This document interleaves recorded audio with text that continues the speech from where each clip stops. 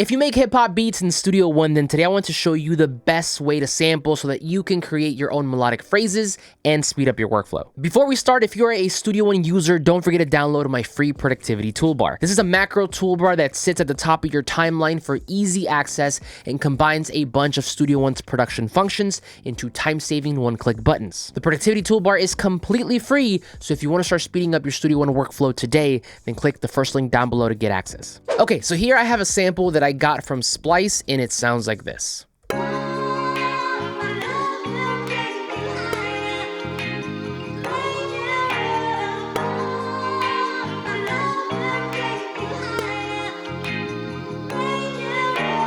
Now, to chop it up using Impact, you basically have two options. Chop it up first on the timeline and then send it to Impact, or send it to Impact and then chop it up there. There are pros and cons to both methods, so let's take a look. Let's actually start with my favorite method, which is to chop it up on the timeline first. Now, while you can use a split tool to chop this up manually, or even use something like the audio bend tool to detect transients and then chop from there, the easiest way that I found is to split your sample at the grid. So to do this, you want to first select your grid value, and I have found that either 1/4 or 1/2 works the best. I'm going to go with 1/2, but once you have your grid value set, go ahead and right click on the sample, head down to event, and then click on split at grid. Next, while having all of your sample chops highlighted, press the X key on your keyboard, and that way you create some crossfades in between your chops so you don't get any pops and clicks. Lastly, with your chops once again highlighted, right click again, and this time go down to audio and select send to new impact. Now, if this seems like a lot, then don't worry, because I've combined all of these actions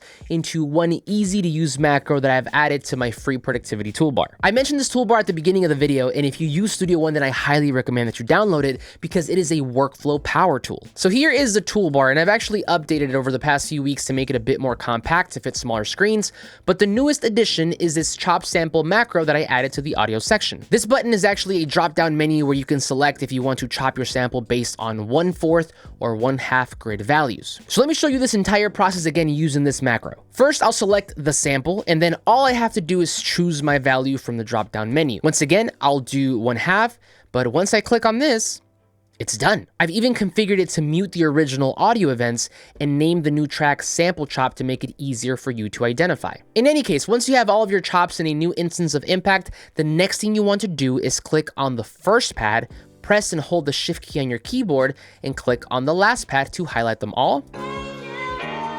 From there, change the choke group to 1 and then activate the follow tempo button. These last two settings are super important because by putting all of your chops in the same choke group, you are making sure that no two pads ever overlap, while also giving your chops the ability to change tempo if you decide to switch things up mid-production. So now that you have everything set, the last thing that you have to do, of course, is come up with a chop pattern and record. So let me do this myself. My sample was set originally to 70, but I think that's too slow. So for this session, I'm going to change the entire thing to 90, and because I activated the follow tempo button inside of Impact, all of my chops should follow.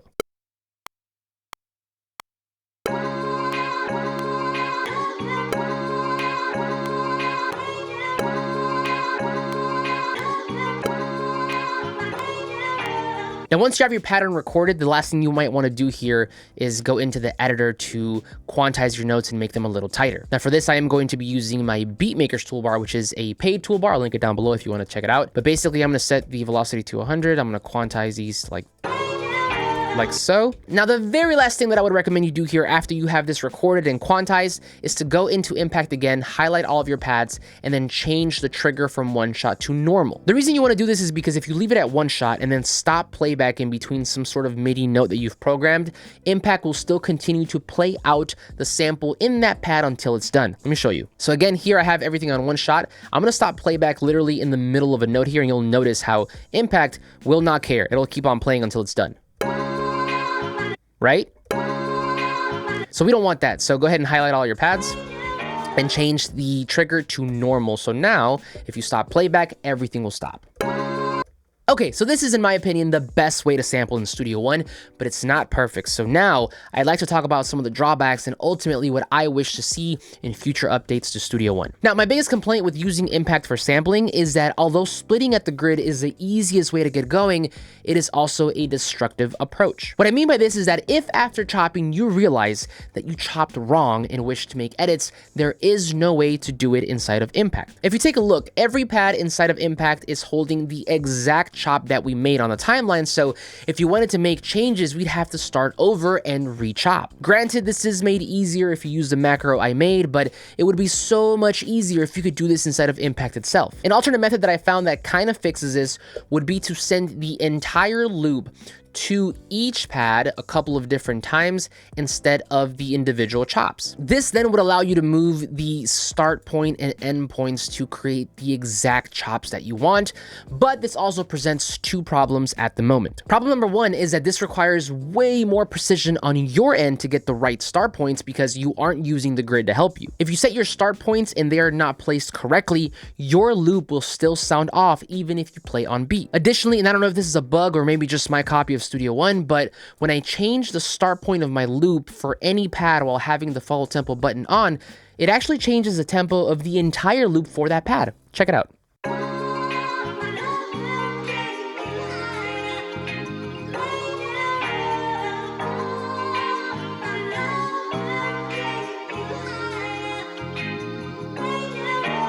So what is the solution? Super simple. I think splitting at the grid is still the best way to get going, but it needs to be a non-destructive approach. That way, if we decide to make changes afterwards, we can do that inside of Impact by zooming out to view more of the audio wave and reposition or add more start points. If I'm being honest, Impact and Sample One just need an entire rehaul, but I've been saying this for years, so who knows when that'll happen. In the meantime though, hopefully this helps you sample more and faster in Studio One, and once you start finishing more of those beats, then maybe you can consider distributing them with today's video sponsor, DistroKid. DistroKid has been my preferred method for distributing music for years now because of how affordable and hassle-free they make it. Unlike with other services that require you to pay per upload, DistroKid only has you pay one annual fee to upload as much music as you want. What's better is that prices start at $23 a year, so it really is one of the most affordable ways to upload to your favorite streaming platforms. That annual fee pays for more than just the distribution though. Once you sign up, you also get a ton of free add-ons, such as some cool promo tools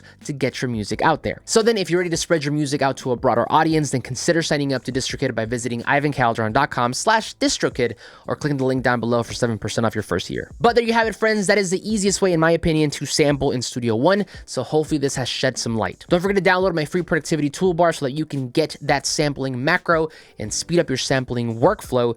Thank you so much for your time, and I'll see you on the next one.